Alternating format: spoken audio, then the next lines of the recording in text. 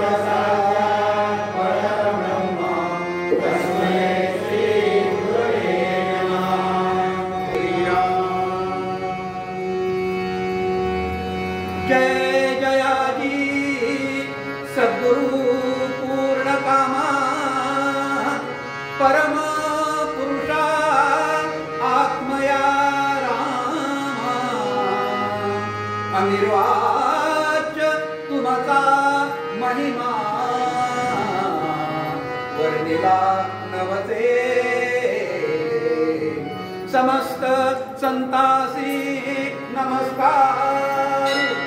सद्गुरु माऊली ज्ञान सागरू, ज्यांचे कृपेने हे घरू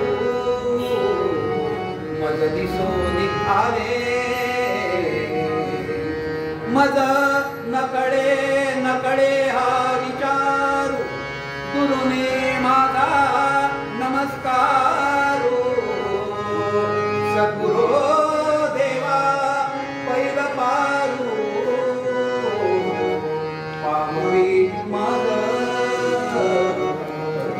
जय जय रघुवीर समर्थ.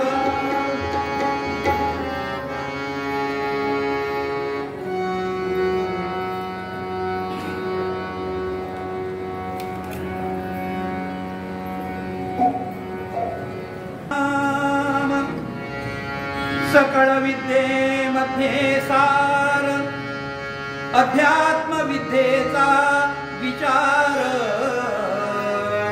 दशमोऽध्यायी सारंगधर भगवद्गीतेसी बोलिला या कारणे अद्वैत ग्रंथ अध्यात्म विद्येचा परमार्थ जयाचे चंचल हृदये तेने ग्रंथ सोडून नये सोडिला अलभ्य होये अर्थ येतीचा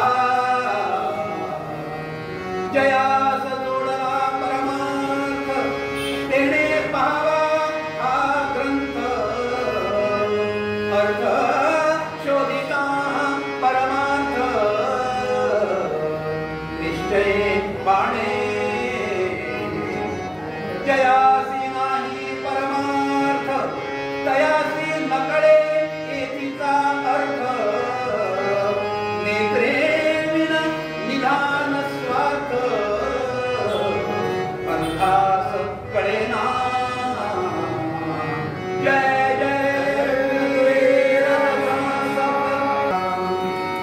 सद्गुरुनाथ माझे आई मतगाठा द्यावा आई. सद्गुरुनाथ माझे आई सद्गुरुनाथ माझे आई मतगाठा द्यावा आई. सद्गुरुनाथ माझे आई मतगाठा द्यावा आई. सद्गुरुनाथ माझे आई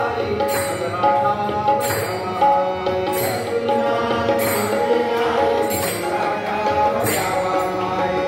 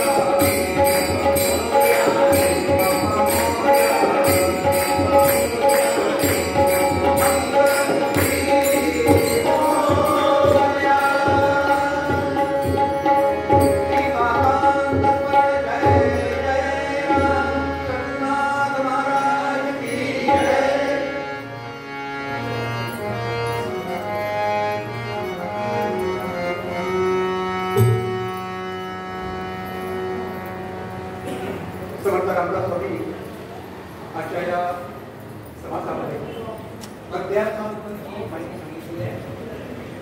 त्या 14 विद्या आहेत. त्या 14 विद्यामध्ये सगळ्यामध्ये श्रेष्ठ विद्या असते तर ती म्हणजे अध्यात्म विद्या. अध्यात्म विद्या विद्यानाम असं म्हटलं आहे. सगळ्या विद्यामध्ये श्रेष्ठ अशी विद्या म्हणजे अध्यात्म विद्या. जी अध्यात्म विद्या आपल्याला आत्मज्ञानाबद्दल माहिती देते आणि म्हणून आत्मज्ञानाबद्दल ती माहिती देणार. आम्हाला परमात्म्याची माहिती देणारी, आमच्या स्वस्वरूपाची आम्हाला जाणीव करून देणारी अशी जी विद्या आहे आणि भगवंताची प्राप्ती याचीही याची डोळा करून देणारी अशी जी आहे विद्या ती म्हणजे अध्यात्म विद्या. आणि म्हणून सकल विद्येमध्ये सार हा अध्यात्म विद्येचा विचार. त्याच्यामुळे सारांश भगवद्गीतेमध्ये 10व्या अध्यायामध्ये त्याच्यामध्ये त्यामध्ये सारांशाचे भगवान श्रीकृष्णाने या अध्यात्म विद्येचे महात्म्य मोठे म्हणाले आहे. आणि म्हणून या कारणे अद्वैत ग्रंथ त्याच्यामध्ये अद्वैत द्वैत नाही, कुठलाही भेदभाव नाही. श्रेष्ठ कनिष्ठ अशा प्रकारचा भेदभाव असतो, उच्च नीच गरीब श्रीमंत असा कुठलाही भेदभाव तिथं नाही. अशा प्रकारचा अद्वैत आणि ज्याच्यामध्ये भगवंताबद्दलचीच माहिती आहे आणि त्या भगवंताला आपण कसा करायचा आहे त्याच्याबद्दल त्याच्यामध्ये बोध घेतला आहे असा हा दासोह ग्रंथ. ज्या कारणे अद्वैत ग्रंथ अध्यात्म विद्येचा परमार्थ आम्ही प्रपंची मांडतो, परमार्थाचा प्रयत्न करतो. प्रपंचामध्ये परमार्थाची जोड आपण जोडलेली आहे आणि या परमार्थामध्ये सफल व्हायचं असेल तर अध्यात्म विद्येशिवाय आपल्याला दुसरा पर्याय नाही. भावयात्मची समर्थ जो सर्वांगी श्रोता, पण या अध्यात्म विद्येमध्ये जो सर्वांग श्रोता, जो आपल्या सर्वांग म्हणजे देहाचे काम करून ऐकतो, एकाग्र होऊन ऐकतो आणि एकाग्र होऊन भगवंताची सेवा करतो, नामधारणा करतो, तोच या विद्येमध्ये या अध्यात्म विद्येमध्ये सफल होतो. या अध्यात्माबद्दल माहिती जी आहे ती भगवान श्रीकृष्णाने आणखी कोणाला दिली नाही, धर्माला दिली नाही, इतर जे पांडव त्याला ते फक्त एकाला दिली आहे. अर्जुनाला अधिकार पाहिला, अधिकार त्याचा करून अधिकार पाहिला आणि त्यानंतर त्याला सांगितलेली आहे. आणि म्हणून तसा अधिकारी अर्जुनाला कामाला व्हायचा आहे, तेव्हाच आपण त्या भगवंताच्या कृपेला पात्र होऊ शकू. जयाचे चंचल हृदय त्याने ग्रंथ सोडूच नाही. हा ग्रंथ सोडायचा म्हणजे उघडायचा. ज्याला ज्याचं हृदय चंचल आहे, धावते सगळं, एका जागेवर राहत नाही, स्थिर राहत नाही ज्याचं मन, असा माझ्या माणसाला हा ग्रंथ वाचूच नाही, उघडूच नाही. जर तुम्हाला हा ग्रंथ उघडायचा आहे तर तो ग्रंथ तुम्हाला जर याच्यामध्ये काय आहे बघायचं असेल तर त्याच्यासाठी आधी तुमचं मन स्थिर झालं पाहिजे, एकाग्र झालं पाहिजे. जी एकाग्रता अर्जुनामध्ये होती ती आपल्याकडे आली पाहिजे. याच्यामध्ये या विद्येमध्ये एकाग्र कोण आहे हे बघावं म्हणून द्रोणाचार्याने काय केलं, कौरव पांडवाचे गुरु ते एकेकाला बोलायला सुरुवात केली आणि सांगितलं, बाळांनो ही झाड आहे ना, त्या झाडावर जो पक्षी आहे त्या पक्षाचा डोळा जो आहे तो डोळा फोडायचा आहे.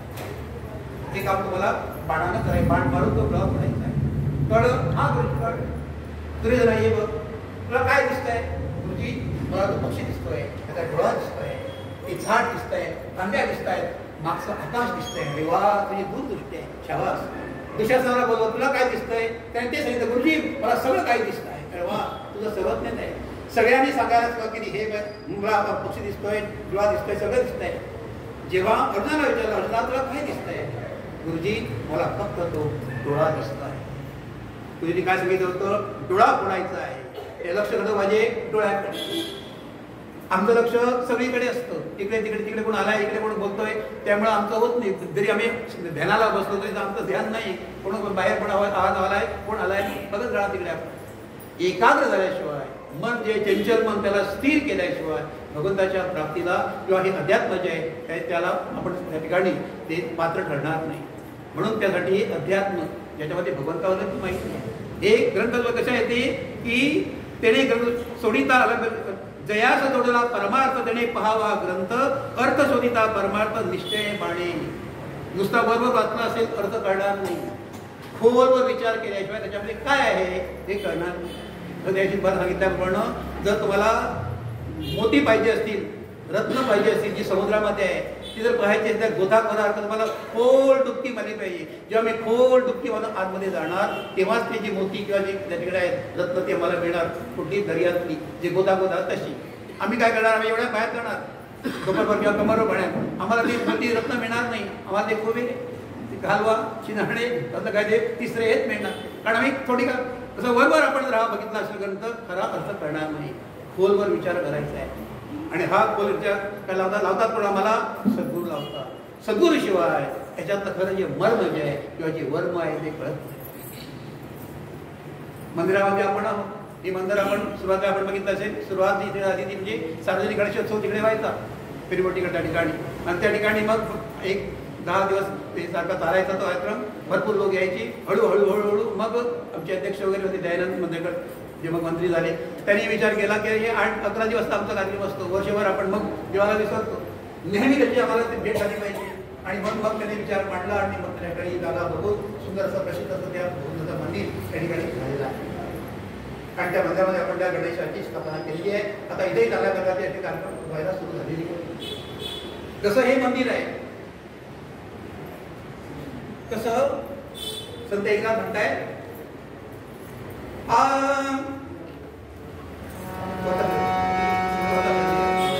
चिंचेच्या पानावर देऊळ, चिंचेच्या पानावर देऊळ,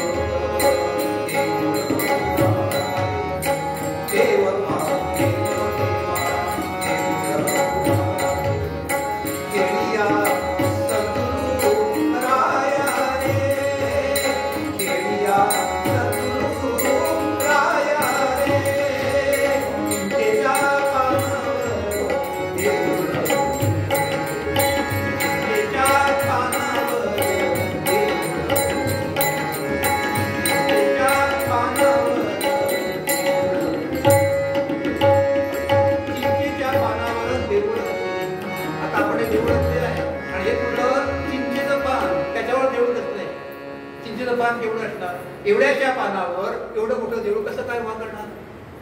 आणि आधी कळस मग पाया, उलटच सांगताय, आम्ही आधी पाया घातलाय आणि मग कळस चढवलेला आहे. इथं काय म्हणतायत, आधी कळस मग पाया रे. मग त्यांना जे सांगायचंय ते मंदिर फुटलं. हे चिंचेचं पान कोणतं, चिंचेचं पान म्हणजे आईचं उदर, मातेचं उदर. ते उदर म्हणजे चिंचेचं लहान ते त्या छोट्याशा त्या उदरामध्ये त्या ठिकाणी देऊळ रचिले. हे देऊळ कुठलं, देहरूपी देऊळ.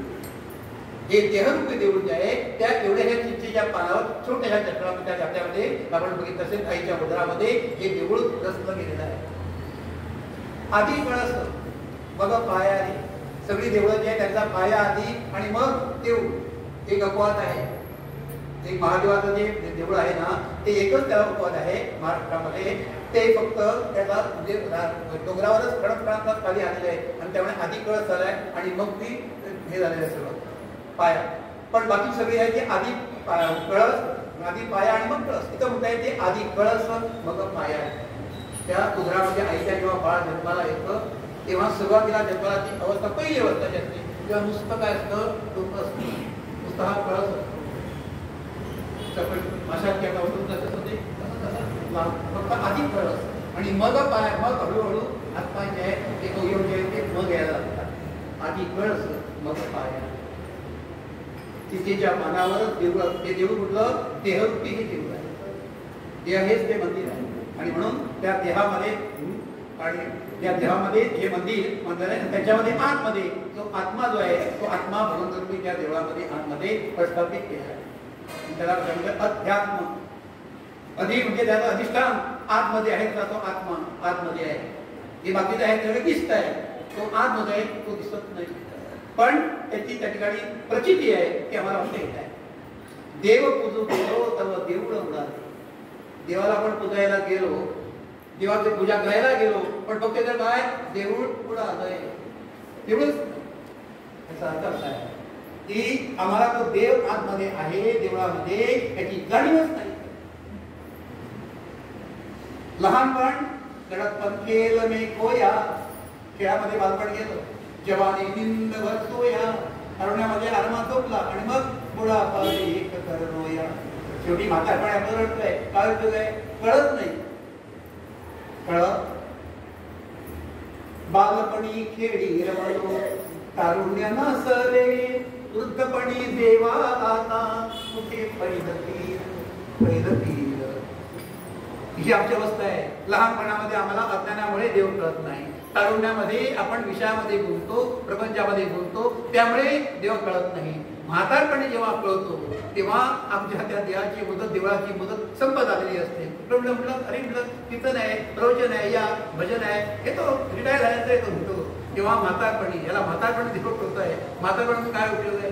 जेव्हा यायला पाहिजे तेव्हा आपण येत नाही, आणि त्यामुळं जेव्हा येतो त्यावेळी ते आधी देऊळ गेलेलं असतं, आता बाहेर गेलं असतं. सगळी इंद्रिय तेव्हा साथ देणार नाही. रिटायर झाल्याचा अर्थ तो आता सर्व्हिसला लायक नाही, नाहीच. तो त्या ठिकाणी अनफिट फॉर सर्व्हिस. तो अनफिट फॉर सर्व्हिस, तो काय फिट फॉर परमार्थ. तो तिथं जमणार नाही का, मी पाठवलंय तो इथं झाला, वाचायला जर गेला तर डोळे दुसरे काही न बघत एक दिसतंय एक दिसत नाही. ऐकायला बसत असतील तर कुठेही दोन्ही कॉम्पिटिशन बरोबर काम करत नाही, काम बरोबर काम करत नाही. त्यामुळे वाचायला जमत नाही, ऐकायला येत नाही. म्हणायला गेला असेल तर जमत नाही. म्हणायला कारण गणताजीचे उठले ठाणे दात पडलेले असतात, त्यामुळे जमत नाही. साधं तुम्ही जे म्हणतात ते राम राम सुद्धा म्हणायला जमणार नाही. र हा शब्द उच्चारायला सुद्धा अंगामध्ये रग पाहिजे. ज्याचे दात पडलेले आहेत त्या म्हाताऱ्याला, आणि ज्याला दात आले नाही त्या लहान मुलाला र म्हणायला जमत नाही, ते ल म्हणतात. वा बरोबर आहे असं पण म्हणाले तो म्हातारा बोला मध्ये म्हणतो. काय होतो राम म्हणतात म्हणतो राम रामात लांब लांब लांब लांब लांब लांब लांब लांब राम कपीजवळ कुठे मी लांबच आहे. कारण संधी गेली देव कुजू गेलो तेव्हा देवळ उडाले खेळिया सद्गुरू राया रे.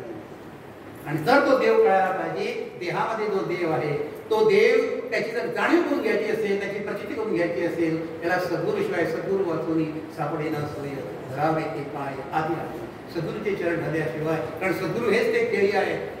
सद्गुरू जे आहेत खेळिया सद्गुरू राया रे. खेळिया कोण आहे? खेळ आम्हाला खेळणारा तो सद्गुरू आहे.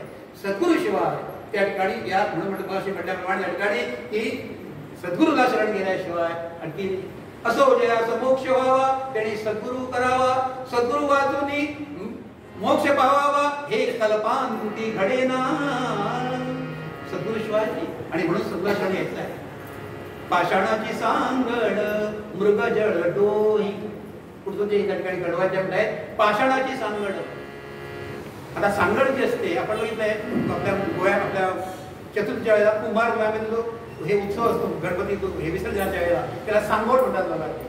सांगोड हा काय प्रकार असतो तिकडे माहिती आहे?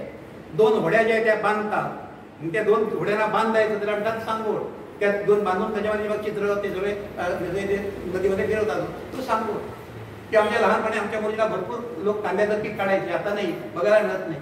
पण त्या कांद्याच्या ते कांद्याचे मोळे घेऊन ते बांधायचे नाही, त्याला तो सांगड बांधायचे व्हावा, सांगड बांधले व्हावा, तो सांगड.